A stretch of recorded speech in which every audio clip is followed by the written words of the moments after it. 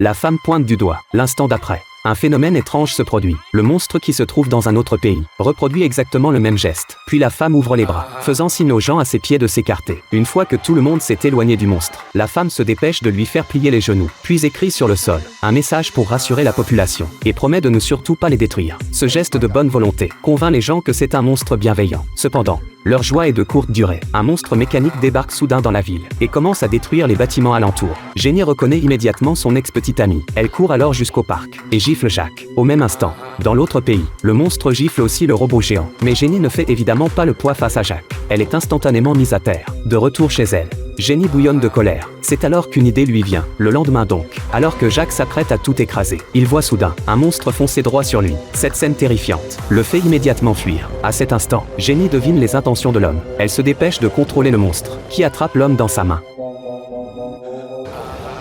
Pour arrêter Jack, Jenny avait pris l'avion la veille pour rejoindre le lieu d'apparition du monstre. Puis elle a utilisé le déplacement spatial pour transférer le monstre à l'endroit où se trouvait Jack. Jack supplie à grands cris, mais Jenny n'affiche aucune satisfaction. Au contraire, les larmes lui montent aux yeux en regardant Jack se débattre. Jenny ressent un immense désarroi. Elle ne peut s'empêcher de repenser au passé. Quand ils étaient enfants, tous deux rentraient avec leur bricolage. En chemin, une bourrasque de vent se lève soudain, emportant directement le projet de Jenny dans un parc voisin. Jack se précipite pour le récupérer. Jenny pense qu'il va lui rapporter, mais Jack pose son œuvre par terre et se met à la piétiner sauvagement. Jenny est folle de rage. L'instant d'après, un éclair frappe Jenny et Jack est également frappé par la foudre. Au moment où ils s'évanouissent, à côté d'eux se trouvent justement les deux monstres qu'ils contrôlent. 20 ans ont passé en un clin d'œil. Jenny et Jack ne se fréquentent plus depuis longtemps, mais après avoir fait perdre son travail à son petit ami par accident, Jenny décide de retourner se ressourcer dans sa ville natale et croise Jack en chemin. Ils se reconnaissent immédiatement. Jack propose gentiment de l'emmener, apprenant que Jenny n'a pas encore de logement. Il l'amène d'abord à son bar. Jenny reste bouche bée. Elle n'aurait jamais imaginé que son ancien camarade